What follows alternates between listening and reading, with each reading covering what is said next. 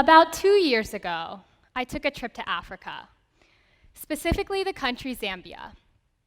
And while I was there, we got to go on a bike tour. Now, this bike tour was special because all of the proceeds made from the bike tour went back to a local school called the local cowboy school. At the end of the bike tour, we had the opportunity to go and visit the school. And when I first got there, I noticed a bunch of kids running up to us. But unfortunately, they didn't have shoes on, and we were on a dusty road, and they were wearing mismatched clothing that went down to their ankles. But they had huge smiles on their faces. This was enlightening to me because despite the circumstances that they were in, they were happy to be there. Then I had the opportunity of going and observing the local cowboy school in Zambia. And so when I got to the classroom, the teacher was teaching, and it was a 7th grade classroom. And so when I got in, I realized that every single student was sitting up straight, listening to the teacher, and each one responded in unison. Now, this is kind of different than we see in an American school, and it was a little different to me too. And at this point, I was enlightened again, because I realized that these students were passionate about learning.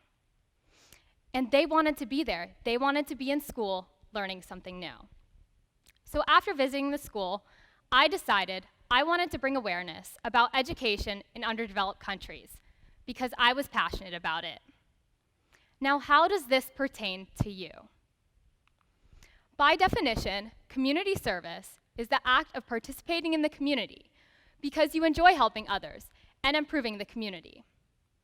In the United States, some students are required to do community service, to graduate high school, or to receive certain honors. Now, the word in that sentence that sticks out to me is the word required.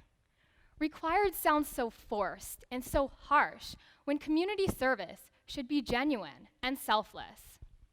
Now, speaking about requirements, let's talk about something that's probably familiar to you: Bright Futures.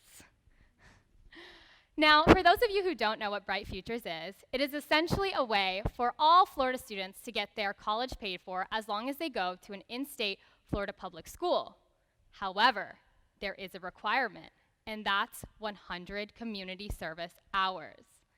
Now, looking out into the crowd, I see a lot of young people, and I feel like we can all relate to that moment when we got that Bright Futures paperwork and we were like, oh my gosh, what are we gonna do? How are we gonna complete 100 community service hours while doing varsity sports and extracurriculars? How are we gonna fit this into our schedule?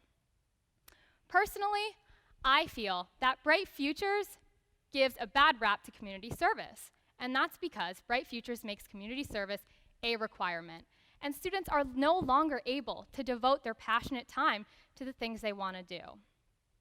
Community service ends up being another thing that they're tick marking on their application, or as you can see, a Bright Futures form. So looking for a community service project can look something like this. Where's the closest library to my house? Or, hey yo, can your mom sign off on my hours? We are doing community service wrong. It is sad that our generation has come to this, because here and all over the world, people are in need of the resources that we have at our fingertips. So instead of thinking about community service as a requirement, why don't we find something that we're passionate about? Why don't we engage ourselves in the difference that we want to make? Now, I know I'm up here and I'm supposed to be giving a TED Talk, but let's change that real quick to a pep talk. PEP stands for Personalized Engagement Process. And now, rest assured, this is not reinventing the wheel, nor is it really something that's very different. It's simply a way that you can look at community service in a different light and see how you can really implement it into your life and make that long-time long-standing difference. Now, I'd like to bring up two people and to show how the PEP process works. Please welcome Maya and Alexis. Struggling with a difficult course load and a full schedule of extracurriculars. Something had to go, and my art classes ended up being on the chopping block. However, I soon realized I had to commit to a long-term community service project, and I knew I wanted to do something that mattered to me. Using the personalized engagement process, I found the Toy Makers of Eastlake, a nonprofit where I could help paint wooden toys to donate to kids in need. I was able to use my artistic skills to help the community and find somewhere where I was actually able to contribute, and a nonprofit that mattered to what mattered to me. I've been swimming competitively now for 11 years, and since I entered high school, the practices have been more rigorous, so now I have 9 practices a week. So I knew that when I entered high school, I had to start doing community service. So in order to combine something that I like into something that would benefit the community, I decided to do junior lifeguarding at the Long Center. And so I came up with this using PEP because I knew that it was something that would really be beneficial to the kids at the Long Center and also combine my love for swimming. All right, now those were just 2 examples of how PEP can be used. Now, I want to open the door to you to how you could use PEP without even leaving your house. These days, technology comes in handy to us, and so you could use technology to make a difference in your community. For example, say you are a super coder and you love to make websites. You could find a nonprofit organization here or somewhere else in the world, and you could make a website for them, bringing awareness about their cause.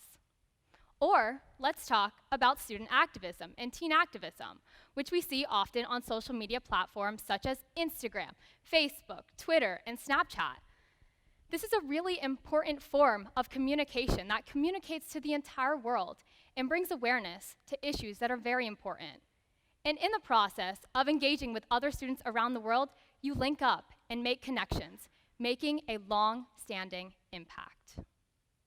Now, I know I've thrown a lot at you today, but if there's one thing that you take from this talk, it's that I hope when you go out into the world and make a difference, you add a little pep in your step. Thank you.